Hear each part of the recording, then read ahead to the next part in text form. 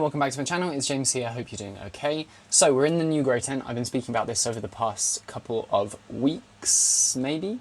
My idea was to, initially was to get a tent that was cooler and dimmer, and it's kind of morphed into the idea of having a tent focused on propagations, because I have so many things that I want to cut, so many things that I have cut, and I just need space for them, if that makes sense. So I always wear a cap when I'm in these grow tents, just particularly for an extended period of time, just because the light's pretty bright and it always feels a little bit intense on the top of my head. Yeah, enjoyed the video. As always, if you have questions, stick them down in the comments below. If you want to see more videos like this, subscribe to the channel, hit the bell icon, and you can check out my Instagram as well. I'll pop that here if I didn't already put it at the start. I will see you very soon. As usual, I'm kind of sitting in the corner of the grow tent. Up here is the light as well as the little fan. This is not the final setup. I've got a big, it's massive, a big box up there with cuttings in that I will probably be putting down here instead, but I will have to work that out in a second. For now I have it up here because the light right next to this is really, really good for rooting stuff. Let's start at the bottom. So this one is the Golden Dragon narrow form, which I bought as Longilobatum, but obviously it came out quite soon after I got it that this is not the Longilobatum. So if you do have a Longilobatum or a Leyland Miano and you're based in the UK, ooh, a little bit of a browning there, and you're based in the UK or can ship to the UK, please let me know. I've been after that one for such a long time. It's really pretty. I was a little bit savage with this one because Golden Dragon in general are quite hardy, but I had this sort of in the kitchen, just growing on a windowsill, and it did okay. It had some thrip damage. Doesn't have thrips anymore, but you can see there it had some thrip damage. And it just didn't really do anything while it was in the kitchen. Obviously the humidity, the temperature was probably a little bit low for it there. So I moved it back in here and it's growing seemingly quite well. Right next to it we've got this Anthurium villanaorum, which is one of the, I think it's the first Anthurium, no, the second Anthurium I got that was vaguely kind of unusual. The first one I got was the Clarinervium, and then I got this one. And it's doing really well. Like this is, the leaves are a little bit pale because they were really close to the grow light in the other tent. And some of them are warped like this. That seems to happen every time it puts out inflorescences, and it does that quite a lot. And it always puts out 2 or 3 at a time because there are 2 or 3 plants in there. Most of them are small. This is the largest one here. But yeah, I love it. It's really, really pretty. I have a lot of saved pollen from this one, so I'm going to be making a lot of crosses with this. And yeah, hopefully it enjoys it in here. Next to it we have one of my Florida Beauties. This one is in leca, but I will be certainly moving it out of leca. It is the slowest growing of all my Florida Beauties. The leaves are coming through tiny like this, whereas the other two that I have started growing much after this and are significantly chunkier already. I know that is because I'm not as on top of the leca as I should be, like in terms of pH and fertilization. I kind of just ignore it. So I'm not blaming the leca, I'm blaming the way I'm approaching the leca. But it is a beautiful, beautiful plant. So this is one that I'll probably be cutting up and sticking up in that box in a bit. Behind it, this is a pole I made for my Dubaya and my variegated Rhaphidophora Hayi a while ago. I basically cut both of them way, way back so that I could stick some on my little moss walls that are in the other grow tent. But this Dubaya has done a good amount of growing since. It was just out in kind of normal-ish room humidity for a while, which is when it did these wide-spaced nodes. But since it's been in here, it's been, that leaf is new anyway, as well as this one. So a little bit more compact, a little bit happier. And the variegated Hayi hasn't done anything yet. That white is just foliar spray, so don't panic about that. Next to it we have my Anthurium magnificum. This one has suffered a fair bit. I think I mentioned this in my Anthurium video. It's quite big. It's definitely quite wide spreading, like partially I'm sure etiolation, but it's also got this, they've been browning and crisping quite a lot. Again, this is one that I had in just normal room humidity for a very, very long time. I moved it into the small grow tent, so it was very, very cramped a few months ago, and it took that time I think to focus on roots because I just repotted it, and I also cut away a couple of the leaves because they were just like super, super crispy like this. So it's a shame because it's gone from being like really, really magnificent to being still beautiful but a little bit battered.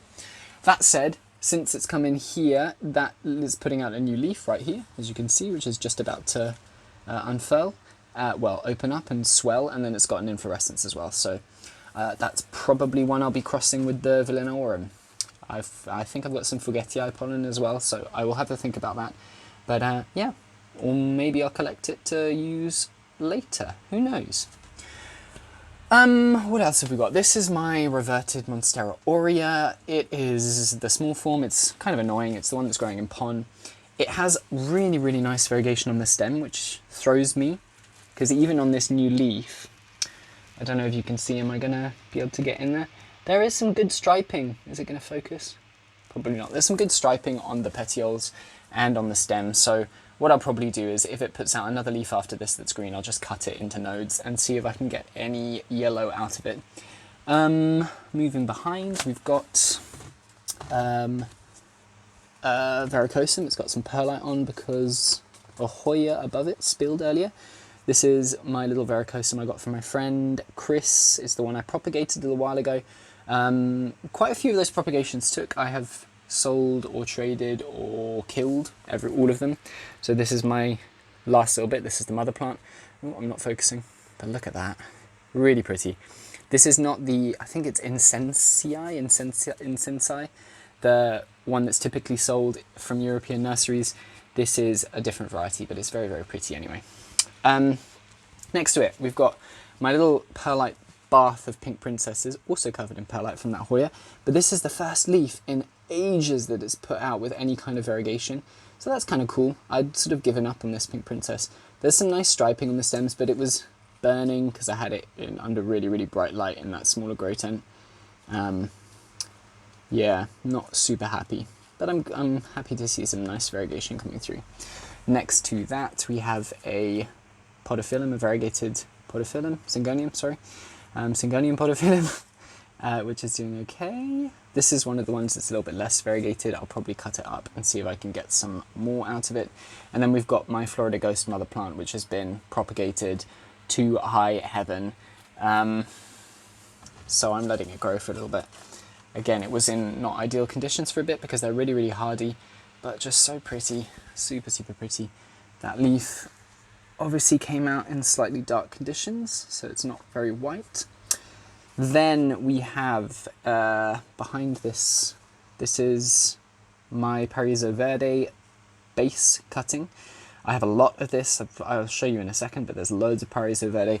The leaves all look like this, but this is the leaf that it arrived to me with, and I'll pop a picture up of what the leaves that I got out of it looked like, because they looked absolutely fantastic. So if you have a Paraiso Verde that looks like this, that's pretty green, I found that if you give it quite a lot of heat, humidity and light, the variegation seems to come back, which is good to know.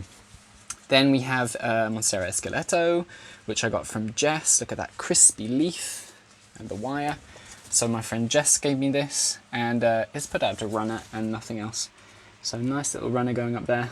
I'll definitely have to give this something to climb at some point. And then we come to some of the propagations. So we've got a little pot of climbing MAMEI, which is just not doing well because this is a plant that I forgot about at the bottom of my other tent. It was in Leca, and my plants that I have in passive hydro, I kind of pushed them from my mind because they're okay, but I left this one too long. So it's kind of, some of the leaves are kind of just bouncing back at this point, and they're rerooting in water, but some of them, as you can see, are not looking great. So I will be propagating these and working with that. Here we've got a load of variegated Monstera. I don't know, I think there's like, they're really packed in here. There's maybe like 10-ish cuttings. You can see they've got quite severe thrip damage. These were from the big Monstera that I have at my partner's house. When he came down here for the lockdown, he cut off the top parts of 2 of the plants out of the 3 that were in the pot. And here are some of them. I've got some more in the other grow tent, but I'm just rooting them. They are rooting super, super well. So that's exciting. If I can get a couple of really nice plants out of that, that would be nice. And then I'll probably pop the other ones up on eBay or something. Because I don't need this many. Next to it, same story. This is my Paraiso Verde. As you can see, all these leaves are green because they grew in the winter time, and that seems to be important. There are 1, 2, 3, 4, 5 cuttings in there, I think. And yeah, they're rooting super well. I'll be potting them up, and hopefully growing in the conditions of this grow tent, I'll get some good variegation out of them, because they're really, really pretty when they variegate well. There's a little bit on there, a little bit, but nothing like what it can be. So I'll keep you updated on those. Right here we've got, ooh, I just dropped an Anthurium, that's great. Right here we've got a Cebu Blue, which I kind of just wound up in this pot because it was just going wild everywhere. So it has not had the chance to grow into the space yet, but it's a lovely plant. Very, very nice. I'm going to allow some to climb and mature like I've done with my variegated one in the other tent. Another slightly more highly variegated Syngonium. Yeah, it's lovely. Again, I'll probably cut it up and see if I can get some more variegation out of it. And then we've got a sad little Pastazanum, which has just been kind of treated poorly. It had spider mites, it had thrips. I don't know what's happened to it, but it's going to be okay now that it's in here. And then the plant that I dropped is the Anthurium regali, that I had in the other tent. And I just moved it in here because I felt like this leaf was too close to the fan in there, and everywhere else that was further away from the fan was a little bit too bright for it. So I've put it in here and we'll see how it does. This is probably one of my favourite Anthurium at the moment. Ignore this tendril of dying Hoya mitrata, that's a little bit sad. I'll talk about that in a second. This is such a beautiful Anthurium. I spoke about this in my top Anthurium video recently, but it's just gorgeous. And I moved it in here again for the slightly cooler temperatures and slightly dimmer light, because this leaf that was the closest to the grow light in there was kind of yellowing, and I don't want that because, oh, it's just gorgeous. Then we have behind it a Forgetii, which I moved for the same reasons. That lovely dark leaf, again, ignore the little spotting from sprays, but it's just so pretty. So that one I moved in here to maybe give it a little bit more shelter, a little bit cooler temperatures. And then we've got some seedlings. So these are the Forgetii crystallinum I spoke about pretty recently. They're growing super, super well. I would say if you're growing Anthurium, just make sure they stay pretty wet. Like, not wet, but moist. If you can see any dryness, like here, I probably need to spray this again. The growth really slows down. So just make sure it stays moist. And these are just some crystallinum. And this is a really nice way of growing them. These have a layer of pon at the bottom, and that kind of seems to hold water a little bit better. Like there can be a little reservoir of water at the bottom that kind of soaks up into the moss. And means that I don't have to water as often. Yeah, some little seedlings, so that's good. Then we have one of my green Ilsamanii, which I'm going to cut into nodes and see if I can get any variegation at all from. This one has not been super cooperative, but I will do my best with that. And then we've got Philodendron, which has got, where's the new leaf? It's got some lovely growth on it. All up here, as it gets brighter, are going to be Hoya until we get to the box. Sorry, above here, there are some Philos here. There's a base, all of these Philodendron are ones that I've cut just so much. There's some brandy over there, brandy here. There's some Philodendron soderini, I think, in there. And then that is a Medium Zipilianum. And ooh, there is a Hoya Nicholsonii New Guinea Ghost in there, rooting and shooting.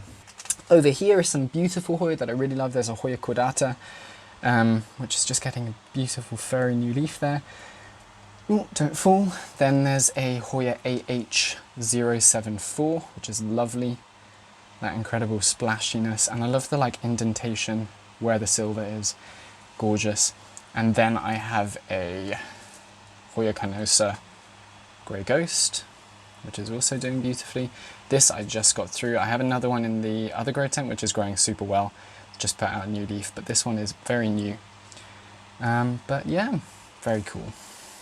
And up here, last Hoya, just a little Carnosa.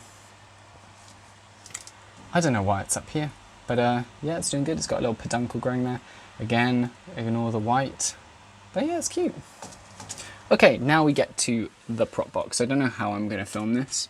Just give me a second, I'll probably take this out of the tent and we can look at it on the floor. Okay, so this is what we've got in here so far. Maybe a little bit more exciting for those of us who are into like less available aroids. Starting off, it's not an aroid there. There are two Hoya in here. This is a Hoya CALISTOPHYLLA. just that I snapped off my plant, so I'm rooting it in there. And then this is a MACROPHYLLA splash that was sent to me by Belle from Plant Attic.